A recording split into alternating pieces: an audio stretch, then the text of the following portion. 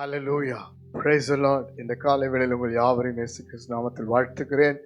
ஆசீர்வாத மன்னா மூலமாய் உங்களை சந்திப்பதிலே மகிழ்ச்சி அடைகிறேன். பிரியமானவர்களே, கர்த்தர் உங்கள் வாழ்க்கையில ஒரு பெரிய விடுதலை, மாற்றத்தை, மேன்மையை, ஆசீர்வாதத்தை, கர்த்தருக்குரிய சாட்சியை கொண்டு வரப் போகிறார். நீங்கள் ஆசீர்வாதமே மாறப்போகிறீர்கள்.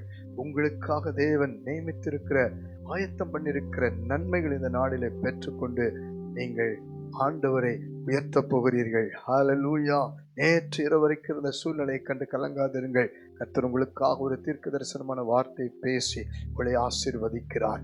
ஆதியாகமத்தின் புஸ்தகம் 26ஆம் அதிகாரம் 22ஆம் வசனத்தை வாசித்து பாருங்கள். பின்பு அவ்விடம் விட்டு பெயர்ந்து போய் வேறொரு துறவை வெட்டினான்.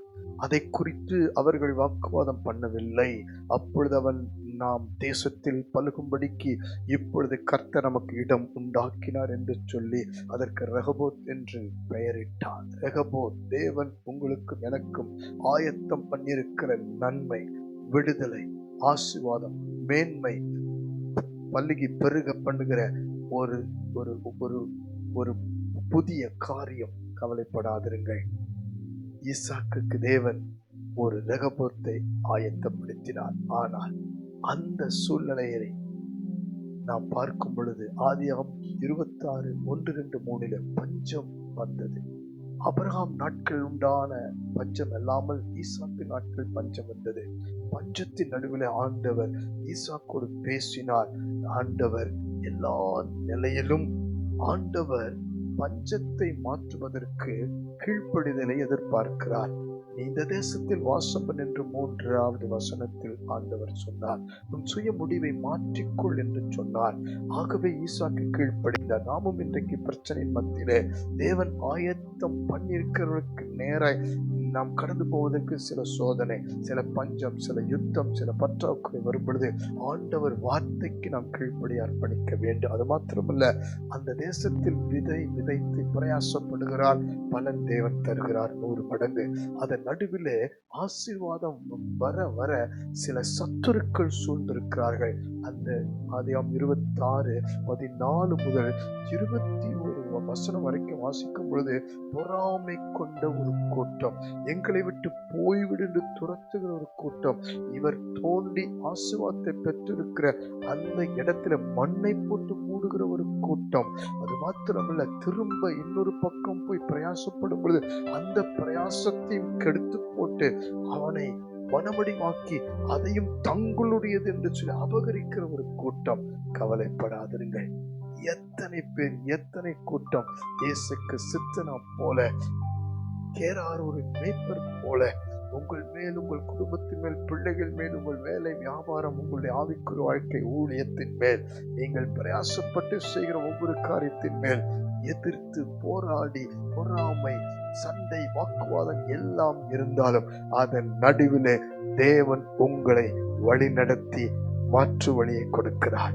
உங்களை தாண்டி போக செய்கிறார். தைரியம் கொள்ளுங்கள், கீழ்ப்படிந்திருங்கள், கர்த்தருக்காக பிரயாசப்படுங்கள், தைரியம் கொண்டு தேவ ஆலோசனையின்படி செயல்படுங்கள். மறுபடியும் தோண்டினார். உங்களுக்கு சொந்தமானது, உங்கள் சந்ததிக்கு சொந்தமானது, உங்கள் வாழ்க்கைக்கு சொந்தமானதை நீங்கள் தான் பெற்றுக்கொள்வதற்கு பிரயாசப்பட வேண்டும். ஜெபம், வேத வாசிப்பு, கர்த்தரை விசுவாசித்தல், நம்பிக்கையோடு செயல்படுதல், இதெல்லாம் கொண்டு வாருங்கள். தேவன் ஆயத்தம் பண்ணியிருக்கிற இடத்திலே கர்த்தர் நடத்துவார். தேவன் தொடர்ந்து நடத்துவார். பாதியிலே விட்டு விட மாட்டார். அந்த ரெகோபோத்தை பெற்றுக்கொள்கிற வரைக்கும் தேவன் நடத்துவார். நீங்களும் ஆண்டவருக்கு அர்ப்பணித்து தேவனை நோக்கி பாருங்கள். சத்துருக்கள் விலகுவார்கள்.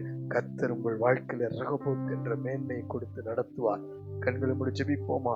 பரலோக பிதாவே, இந்த காலை வேளையிலே எங்களுக்காக இடம் உண்டாக்கி இருக்கிறவர், எங்களுக்காக மேன்மை உண்டாக்கி இருக்கிறவர், எங்களுக்காக ஆசீர்வாதங்களை, பலனை, சுகத்தை, ஆரோக்கியத்தை உண்டாக்கி இருக்கிறவர், இதுவரைக்கும் காணப்பட்ட எல்லா பஞ்சத்தின் நடுவிலும் நாங்கள் உமக்கு கீழ்ப்படிய, உமது ஆண்டவரை சித்தத்தை செய்ய ஒப்பு கொடுத்து ஜெபிக்கிறோம். இந்த காலையில் ஜெபிக்க அத்தனை வாழ்க்கையில் இருக்கிற இயேசுக்கு சித்தனா பொறாமை கொண்ட ஜனம் விட்டு விலகி போய் என்று சொல்லி துரத்தி விடுகிற ஒரு கூட்டம், ஆசீர்வாத தங்களுடையது என்று சொல்லி அபகரிக்கிற ஒரு கூட்டம், சமாதானத்தை கெடுத்து போடுகிற கூட்டம், கண்ணீர் வெடிக்க வைக்கிற, அந்த ஒரு வேதனைப்படுத்த வைக்கிற, காயப்படுத்த வைக்கிற எல்லா பிரயாசத்தையும் கெடுத்து போட வருகிற சத்துருவின் கூட்டத்துக்கு நடுவில் நாங்கள் உண்மை விசுவாசித்து ஜெபிக்கிறோம். இப்பொழுது ஜெபிக்க அத்தன்படி குடும்ப வாழ்க்கையிலும் ஒரு ரகபோத் உண்டாகட்டும், ஒரு பெரிய மேன்மை உண்டாகட்டும், பிள்ளைகளுக்கு ஒரு அற்புதம் நடக்கட்டும், புதிய வாசல்கள் திறக்கப்படட்டும். நீர் உண்டாக்கி இருக்கிற